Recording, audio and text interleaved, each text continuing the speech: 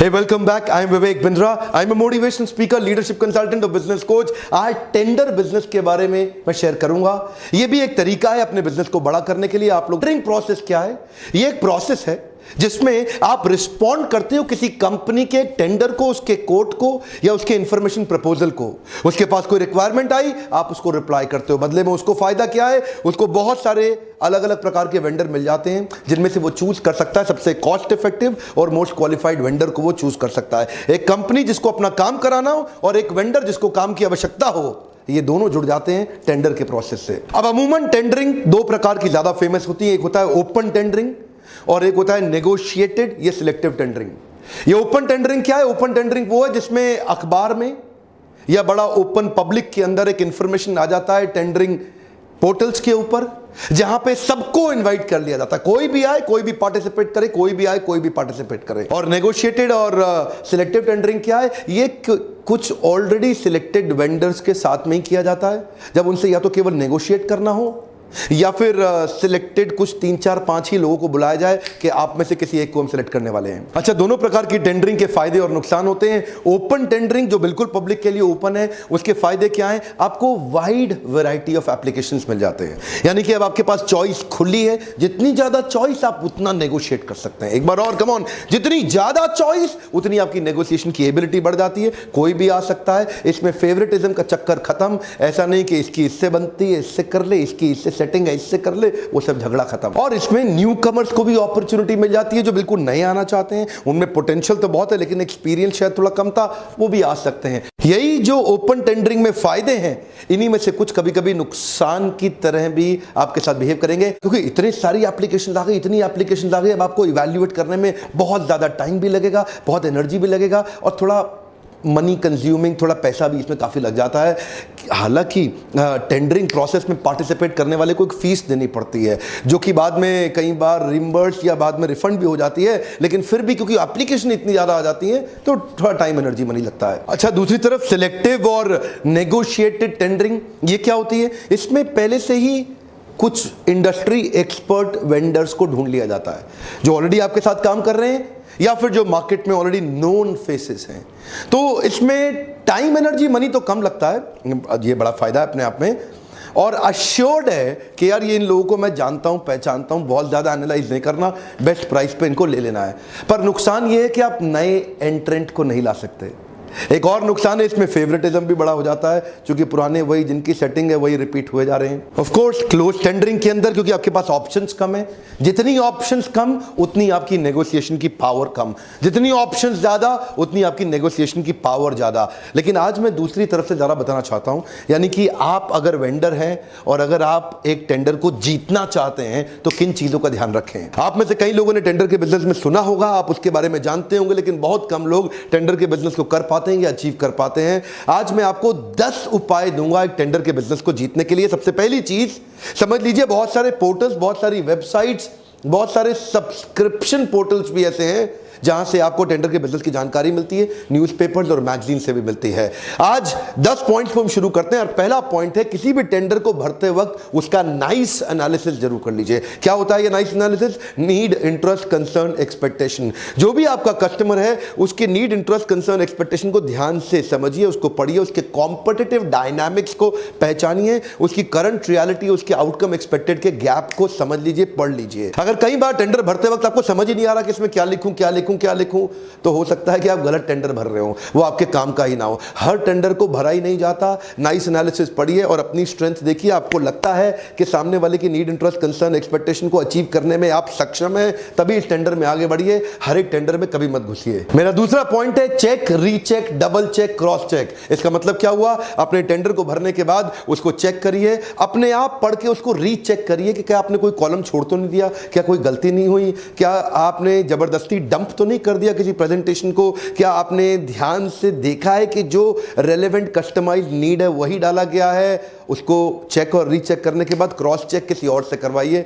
Double check, triple check फिर से कराइए, अगेन चेक कराइए, क्योंकि कई बार कुछ गलत इंफॉर्मेशन भेज दिया तो काम का टेंडर भी रिजेक्ट हो जाएगा. उसकी कंप्लायंसेस, उसकी लैंग्वेज एकदम क्लियर, राइटिंग, प्रपोजल कैसे जाना है, कितनी कॉपीज चाहिए, उसमें क्या रिक्वायरमेंट आएगी, उस डिटेल को ध्यान से पढ़िए. टेंडर के भरने के प्रोसेस को पूरा समझ लीजिए क्या इलेक्ट्रॉनिक बिड है या बाय पोस्ट है या फिजिकली मिलके है, जो भी उन्होंने इंफॉर्मेशन रिक्वेस्ट करी उसको प्रूफ रीड जरूर करा लीजिए। एक बात बताऊं, नहीं तो 1 सेकंड लगता है आपका पेपर उठा और कूड़े में चला गया, कूड़े में ना चला जाए। मेरा तीसरा पॉइंट है client focused compelling story.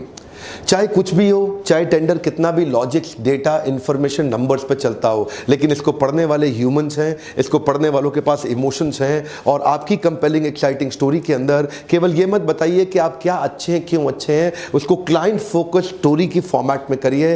Client की जितनी ज़्यादा नीड को पहचान के उसको स्टोरी की फॉर्मेट में साथ में इमोशंस इन्वेस्ट करेंगे और आपके इमोशंस अगर उसको छू गए तो आपको एक्स्ट्रा एडवांटेज मिल सकता है। मेरा चौथा पॉइंट है relationship can amplify your possibility of success. क्या मतलब हुआ इसका? देखिए, चाहे टेंडर का बिजनेस है या कोई भी बिजनेस हो, रिलेशनशिप्स बहुत काम आते हैं। रिलेशनशिप की मदद से आपको क्लाइंट के बारे में ज्यादा नॉलेज मिलता है, ज्यादा इंफॉर्मेशन मिलता है, ज्यादा अंडरस्टैंडिंग मिलता है और तब आप उस कस्टमाइजेशन के एडवांटेज को उठा सकते हैं रिलेशनशिप में। और रिलेशनशिप में थोड़ा ट्रस्ट भी बढ़ जाता है और ट्रस्ट के चलते डिसीजन तेज हो जाते हैं। पांचवा point, secure your gross margin. इसका मतलब क्या हुआ? आप कभी कभार इतना अंडर कटिंग कर जाते हो, गलती से इतना अंडर कटिंग, इतना ज्यादा सस्ता, इतना लो प्राइस बिडिंग कर जाते हो बिजनेस लेने के चक्कर में कि बाद में डिलीवर करने में दिक्कत आने लगती है। उसके बाद आप अनएथिकल रास्ते ढूंढने लग जाते हो। ध्यान दीजिए, expansion without gross margin is committing suicide. आप जबरदस्ती एक्सपैंड मत करिए, जबरदस्ती बिजनेस को लेने की कोशिश ना करिए, अपने ग्रॉस मार्जिन को सिक्योर करिए। हाँ, लेकिन ग्रॉस मार्जिन सिक्योर करते वक्त ओवर प्राइस ना कर दें। प्राइस ऐसा ही रखें कि आपके प्रपोजल को रिजेक्ट ना किया जाए। और फिर भी अगर आपको ज्यादा प्राइस रखना ही पड़ रहा है तो अपने डिफरेंशिएटर को जरूर मेंशन करिए ताकि लोगों को समझ में आए कि क्यों इसको एक्स्ट्रा प्राइस देना चाहिए। और मेरा छठा पॉइंट है, don't be afraid to ask. ध्यान दीजिए, आप अकेले नहीं हैं। क्या? हाँ, आप अकेले नहीं हैं। उस टेंडर के प्रोसेस में एक कॉन्टैक्ट नंबर भी है आपके साथ में। जब जरूरत पड़े समय सीमा से पहले ही उनको फ़ोन लगाइए। जो समझ में नहीं आ रहा पहले ही पूछ लीजिए। पूछने से बात ज़्यादा क्लियर होती है। जब प्रश्न ठीक होगा तो उत्तर अपने आप ठीक मिल जाएगा। बार बार प्रश्न करिए ताकि आपको पूरा प्रोसेस समझ में आए और पहली बार में without failure you get the right result. मेरा सातवां पॉइंट है collaborating for a stronger bid. क्या मतलब है? कई बार आपके पास एक्सपर्टीज थोड़ी कम होती है और उसके लिए एक सुपर स्पेशलिस्ट को क्या आप सब कॉन्ट्रैक्टर बना सकते हैं? हाँ, लेकिन सब कॉन्ट्रैक्टर बनाने में आपका प्रॉफिट शेयर थोड़ा घट जाता है। प्रॉफिट शेयर तो घट जाता है लेकिन पूरी तरह ना मिलने से अच्छा है कुछ तो मिलना। आपका बिजनेस घटेगा नहीं, इनफैक्ट आपको वो बिजनेस हाथ लग जाएगा जो आपको वैसे भी नहीं मिलता। मेरा आठवां पॉइंट है एक्सीलेंट प्रेजेंटेशन। ये सुनने में सिंपल लग रहा है, बड़े काम का पॉइंट है। कई बार अपन ना कॉपी पेस्ट में लग जाते हैं, उठाया पूरा पेस्ट करके मार दिया। किसी को ना इरिटेट मत करो। उसको ना, आदमी को ना पढ़ने में बड़ा इरिटेशन लगता है जो बात उसको समझ में नहीं आती, ऐसे ही क्रम्बल्ड कुछ भी उठा के लिख दिया। प्रेजेंटेशन का बहुत बड़ा रोल है, इजी कर दो, इजी उसको इतना कन्वीनियंस दे दो कि बात एकदम रजिस्टर हो जाए।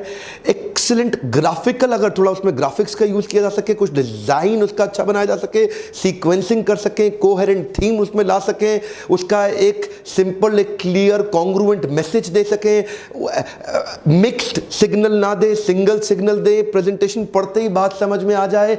जितना ज्यादा आसान होगा उतने आपके चांसेस बढ़ जाएंगे आपको समझने में और आपके इस टेंडर को जीतने में। मेरा 9वां पॉइंट है innovate and add value by focusing on customers money making model. देखिए क्या करना है, कस्टमर का मनी मेकिंग मॉडल पहचानिए। See, what will make you stand out will also make you outstanding. एक बार और, what will make you stand out will also make you outstanding. इसका मतलब क्या है? कुछ अलग डिस्टिंक्ट वैल्यू प्रपोजिशन उसके अंदर ऐसा हो जो देखते ही बिक जाए, देखते ही वो सामने वाला खरीद ले। अरे यही तो चाहिए था, अरे यही तो हमारी प्रॉब्लम थी, अरे ये तो सबसे बड़ा प्रॉब्लम सॉल्वर निकला, अरे इसी की तो जरूरत थी, इसको थोड़ा रोको, इसको थोड़ा देखो।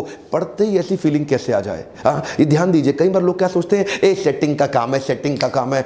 हो सकता है थोड़ी बहुत सेटिंग का काम भी होता हो, मैं उस पर कमेंट कभी नहीं करूंगा। मैं तो इस पर कमेंट करूंगा कि आप कैसे क्रेडिबल बन जाएं, आप कैसे पावरफुल बन जाएं, आपकी पावर इतनी बढ़ जाए कि सबकी सेटिंग बर्बाद हो जाए, किसी की सेटिंग किसी के काम ना आए। जिस दिन आप उनके मनी मेकिंग मॉडल के बारे में समझ गए, उनकी कॉम्पिटिटिव एडवांटेज को आप पार्टनर करके एम्पलीफाई, उसको ग्लोरीफाई, उसको मैग्नीफाई, उसको मल्टीप्लाई करके दिखा दें। और 10वां पॉइंट है don't lose faith, bounce back. Come on, क्या? Bounce back. When you get a setback, do not sit back, only step back to bounce back. क्या अर्थ हुआ? सर वैसे भी आपके हर 3 कॉन्ट्रैक्ट में से अगर एक आपको मिल जाता है बहुत है। वन मोर टाइम, 3 में 1 मिलना काफी माना जाता है। अगर आप फेल हो रहे हैं चिंता मत करिए, अगले की तैयारी करिए। इकट्ठे बुलाइए टीम को, आओ आओ दोबारा बैठो, दोबारा बैठो, अगले की शुरुआत करते हैं। आओ आओ दोबारा बैठो, फिर प्रिपरेशन करते हैं। कम ऑन, प्रिपेयर करिए, नहीं तो रिपेयर करते रह जाएंगे। और कई बार जिधर जो बिड आपके हाथ से निकल गया, फीडबैक मांगिए उनसे, मांगिए फीडबैक। काफी जगह फीडबैक मिल जाता है, वो लोग देते हैं आपको फीडबैक, बताते हैं